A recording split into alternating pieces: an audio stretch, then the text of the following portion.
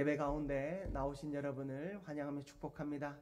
오늘 우리 화면에 나오는 제목, 오늘 제목이 좀 길지요? 오합지졸로 살 것인가?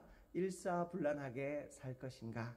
네, 오늘은 고사의 중국고를 가지고 나왔습니다.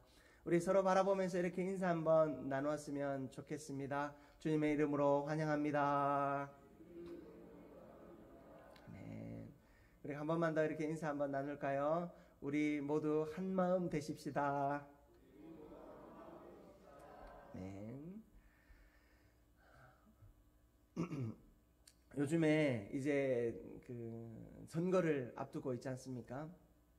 이제 총선을 앞두고 있으면서 사람들이 입후보하고 또 그 입후보한 사람들을 평가하는 그런 시간들을 보내고 있습니다.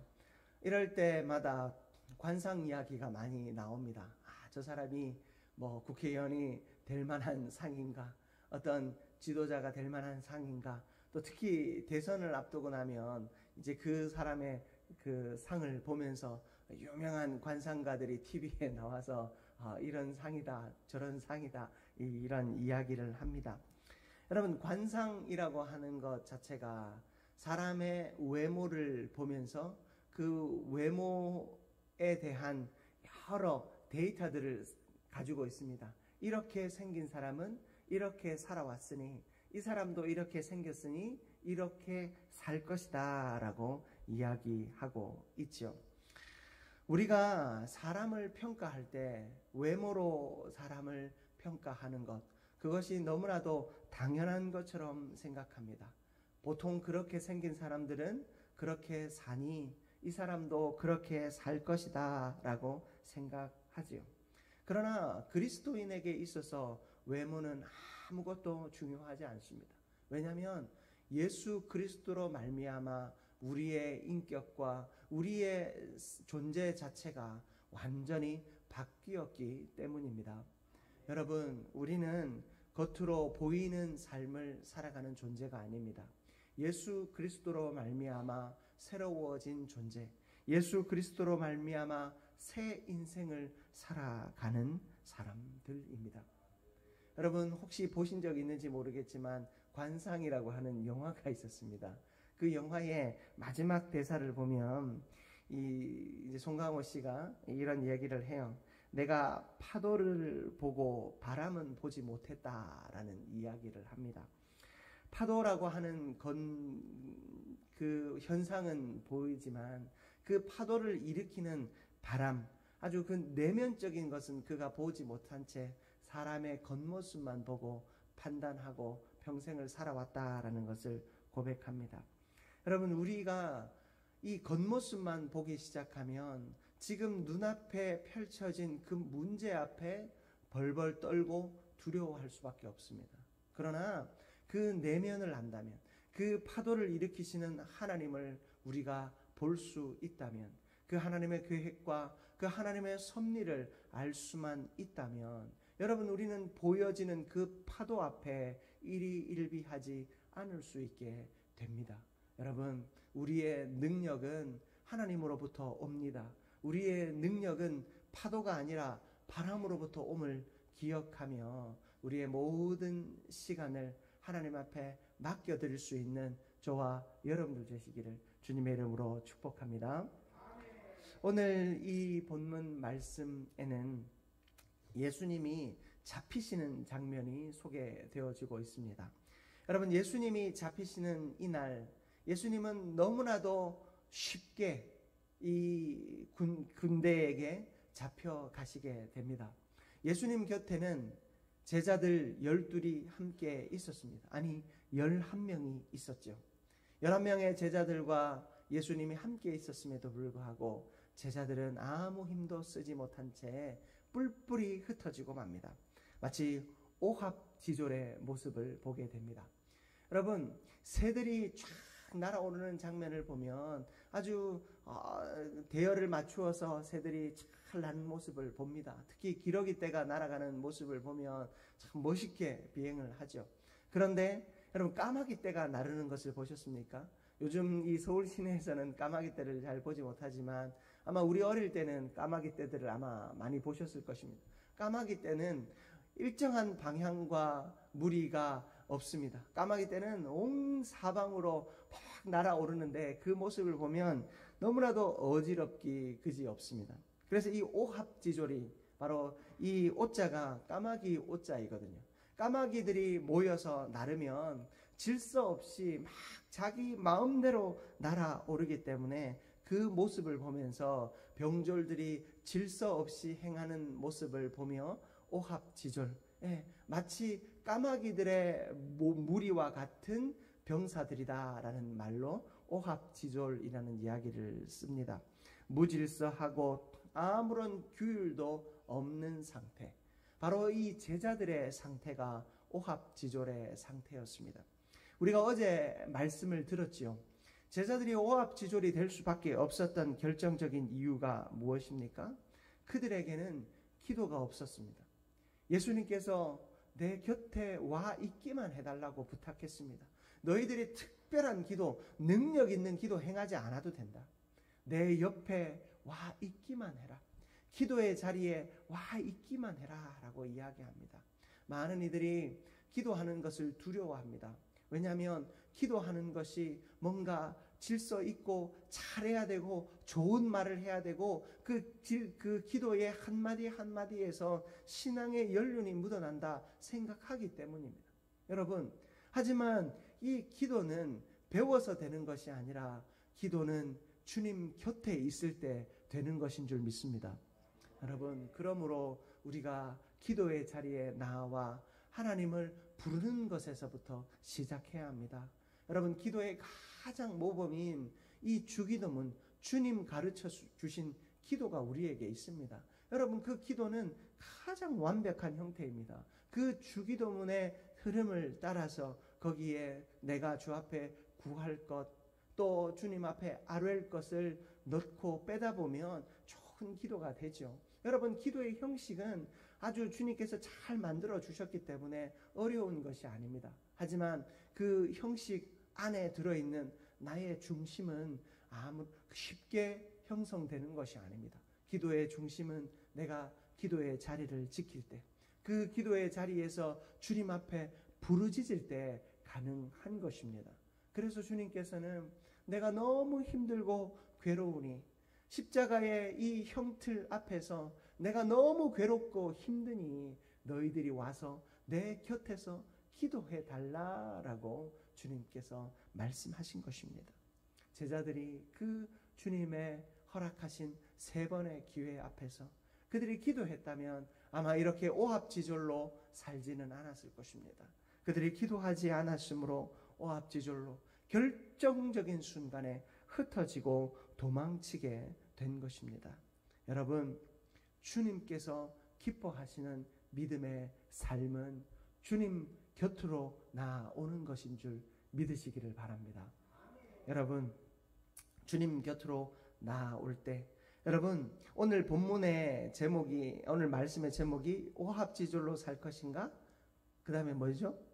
일사불란하게 살 것인가 였어요. 여러분, 일사불란이라는 말 들어보셨죠? 일사불란은 아주 질서 있는 모습을 말합니다. 일사, 하나의 실가닥인데요. 실사자가 쓰여져요. 여러분, 이 실사자는 한문으로 어떻게 쓰여져 있는 줄 아십니까? 가는 실사자가 2개가 합쳐져 있어요. 여러분, 실의 모양이 어떻습니까? 실은 가는 실들이 서로 엮여져 있죠. 그렇게 해서 실을 만듭니다. 여러분, 우리가 잘 아시는 말씀 제가 하나 읽어드릴게요. 전도서 4장 12절 말씀인데요. 한 사람이면 패하겠거니와 2 사람이면 맞설 수 있나니 세 겹줄은 쉽게 끊어지지 아니하느니라. 아멘. 여러분, 우리의 모습, 그리스도인의 모습은 이 실이 서로 엮여 있는 모습입니다. 여러분, 실이 서로 잘 엮여 있으면 이 일사불란이라고 하는 것은 하나의 실가닥이요, 란이 혼란스럽다 할 때 그 란, 어지러울 란자거든요. 실이 하나로 잘 엮여 있을 때 그것이 엉켜 있지 않는 모습, 아주 질서정연한 모습을 나타낼 때 일사불란이라고 하는 말을 씁니다. 여러분, 우리 그리스도인이 기도로 깨어 있을 때, 기도로 주 앞에 나아갈 때, 이 기도의 세 겹줄이 만들어져 있을 때 우리는 그 혼란스러움 가운데 거하지 않습니다. 바로 질서 있는 모습으로 주의 일을 감당하며 끊어지지 않는 능력이 우리 모두에게서 나오게 되는 것입니다. 여러분, 그만큼 기도는 중요합니다. 우리가 기도할 때, 한 마음으로 기도할 때 우리는 일사불란한 신앙생활을 할 수 있는 것입니다. 제자들은 기도하지 않음으로 흩어졌습니다. 예수님의 그 고난 앞에 예수님에게는 하나의 위로도 되지 못한 채 흩어지고 말았습니다. 각기 제 갈 길로 가게 되었습니다. 여러분, 각기 제 갈 길로 간 두 사람이 여기에 등장합니다. 하나는 누구인 줄 아십니까? 가룟 유다입니다. 여러분, 가룟 유다는 어떻게 예수님께 나옵니까? 여러분, 49절 말씀을 보십시오. 49절 말씀을 보면 곧 예수께 나와 라삐어 안녕하시옵니까 하고 입을 맞추니. 여러분, 가룟 유다는 예수님을 잡아 죽이기 위해 앞장섰습니다. 예수님과 3년 동안 함께하였지만 그의 마음은 예수님과 하나 되어지지 못했습니다. 그의 마음은 물질에 있었습니다. 그 제자들이 가지고 있는 그 돈괴, 예수님이 얼마나 많은 돈을 가지고 있었겠습니까? 그 얼마 되지 않는 그 돈괴를 맡아 있으면서 거기에 관심이 가득 있었습니다.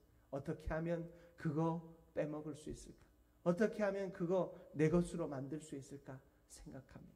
그래서 예수님을 은 30에 팔아버리게 되죠. 예수님을 팔아버릴 때, 예수님을 잘 잡을 때 내가 예수님께 가서 예수님을 안심시키겠다. 내가 예수님을 안심시키는 그때 너희들이 달려와서 우리 예수님을 잡아가라 라고 이야기합니다. 여기 오늘 말씀에 라삐어 안녕하시옵니까 라고 이야기하죠. 이 안녕하시옵니까 라는 말의 원문의 뜻이 뭔 줄 아십니까? 즐거워하다, 기뻐하다 라는 뜻을 가지고 있습니다. 예수님 기쁘시지요? 예수님 즐거우시지요? 라고 묻고 있는 것입니다. 이 얼마나 이 추악한 모습입니까? 겉으로는 안녕을 이야기합니다. 즐거움을 이야기합니다. 기쁨을 이야기합니다. 예수님으로 인해서 내가 참 기쁩니다. 예수님 사랑합니다. 예수님 나를 보면서 기쁘시지요? 행복하시지요? 하면서 예수님을 안아주지만 그 안아주는 모습이 결국엔 무엇입니까? 지금 이 순간 예수를 잡아 죽이라 라고 하는 사인이 되고 있었던 것입니다. 여러분, 우리가 이런 신앙생활을 할 때가 종종 있는 것 같습니다. 겉으로는 거룩해 보입니다. 겉으로는 아름다워 보입니다. 겉으로는 모범적으로 보입니다. 그러나 그 내면은 썩어 있어서 다른 욕심과 다른 욕망이 가득하고 예수님 아닌 다른 생각이 가득하여서 주님 앞에 나오지만 주의 일을 하지만 많은 이들에게 상처를 줍니다. 예수님은 이런 사람들을 향해 외식하는 자라고 했습니다. 바리새인들이 금식합니다. 그들이 기도합니다. 그러나 그들의 금식은 사람을 살리는 금식이 아니었습니다.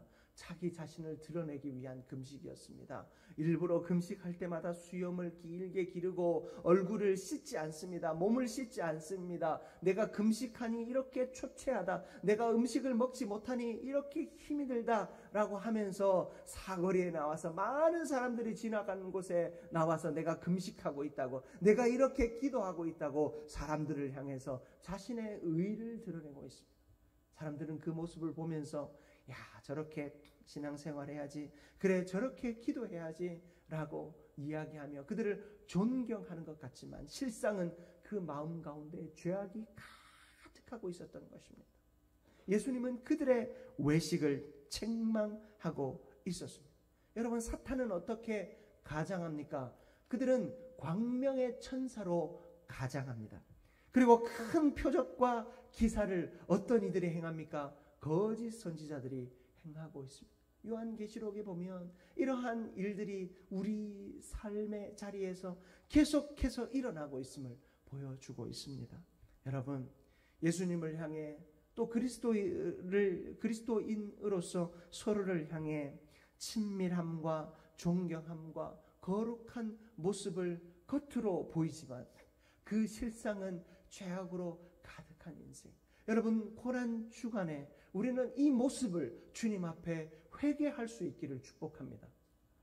우리의 관상이 어떠하든, 여러분, 얼굴이 생긴 것은 참 선하게 생겼는데, 여러분, 우리 인터넷에서 뉴스에서 보지 않습니까? 사이코패스들, 그 정말로 추악한 범죄를 저지른 그 사람들의 모습을 보면 우리의 모습과 뭐가 다릅니까? 그들의 얼굴이 범죄자의 얼굴로 생겼습니까? 아니지 않습니까? 겉모습은 멋있게 생겼어도, 겉모습은 선하게 생겼어도 그 마음에 의의가 없으면, 하나님의 마음이 없으면 우리는 그들과 다르지 않는 삶을 살아갈 수밖에 없습니다. 여러분, 고난주간 우리의 그 내면을, 추악한 나의 내면을 주 앞에 회개하는 저와 여러분들 되시기를 축복합니다. 우리의 안녕하시옵니까? 라고 하는 그 주님을 향한 고백이 우리의 내면의 고백과 일치되어질 수 있도록, 우리의 선한 겉모습이, 여기 계신 여러분은 너무 지금 천국에 계셔도 부족함이 없는 외모를 여러분들이 가지고 계신데, 그 여러분의 겉모습과 다르지 않는 우리의 내면을 소유하게 되는 저와 여러분 되시기를 주님의 이름으로 축복합니다. 그리고 또 한 사람이 등장합니다. 바로 베드로입니다. 여러분, 51절과 52절 말씀을 한번 눈으로 보십시오.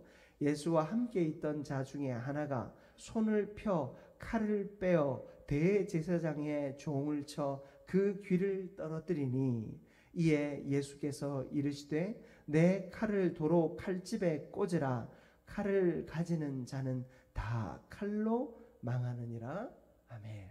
여러분, 예수님의 사랑하는 제자 이 베드로가 예수님을 치는 저들을 향해서 분노합니다. 그래서 칼을 빼어서 그 말고의 귀를 쳐냅니다. 예수님께서 그 말고의 귀를 붙여주시면서 베드로에게 이야기하시죠. 칼로 일어선 자는 칼로 망하게 될 것이다 라고 이야기합니다. 여러분, 칼을 쓴다라는 것은 무엇을 의미합니까? 여러분, 세상의 권력과 세상의 방법 그대로 우리 그리스도인이 행한다라는 것을 말합니다. 세상은 아무런 무장하지 않은 예수 그리스도를 잡기 위해서 칼과 몽치를 들고 나왔습니다.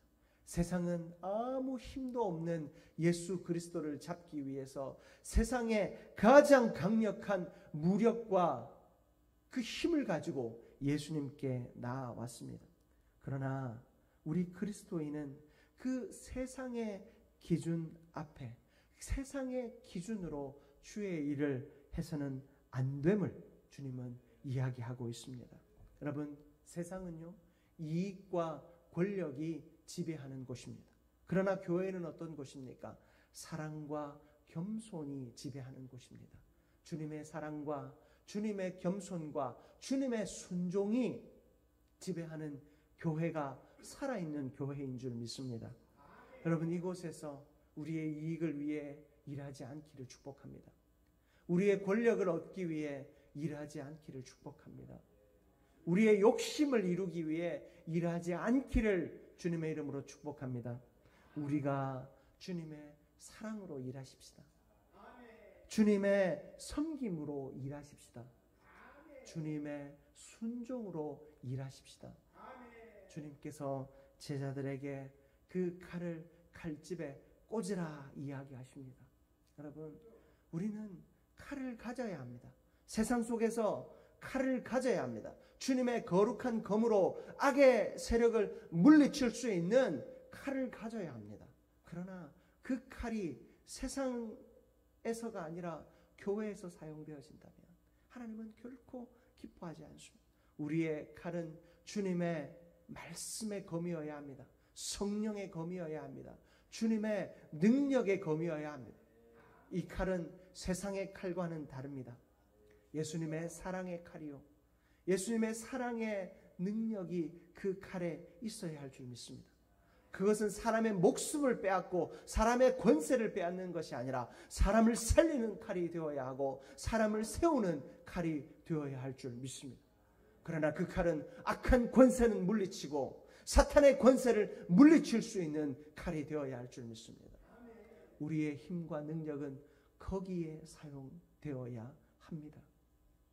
악한 사단의 무리를 우리가 쳐 복종시켜야 하지만 우리는 하나님 앞에 무릎 꿇고 그 사랑 앞에 복종해야 하는 것입니다. 주님은 모든 영광을 버리고 십자가에 달려 죽으셨습니다. 주님은 모든 것을 포기한 채 십자가에 달려 죽으셨습니다. 여러분, 우리도 그 주님의 사랑을 실천할 수 있다면 내가 가진 것 포기할 줄 알아야 합니다. 내가 그것을 하나 내려놓고 주님께 더 가까이 나갈 수 있다면 여러분, 우리의 칼을 칼집으로 꽂을 수 있는 그 결단이 필요한 것입니다. 주님께서 베드로에게 말씀하시죠. 내 칼을 도로 칼집에 꽂으라. 여러분, 세상의 권력과 힘으로 교회에서 봉사하거나 섬기지 마시기 바랍니다. 그 칼을 칼집에 꽂고 겸손히 주를 위해 헌신하는 저와 여러분들 되시기를 주님의 이름으로 축복합니다. 고린도전서 10장 31절에 그런즉 너희가 먹든지 마시든지 무엇을 하든지 다 하나님의 영광을 위하여 하라. 아멘. 여러분, 하나님의 영광을 위해 헌신하고 하나님의 영광을 위해 충성하는 저와 여러분들 되시기를 축복합니다. 말씀을 마무리하기 원합니다. 여러분, 제가 말씀을 시작하며 관상의 이야기를 해드렸습니다.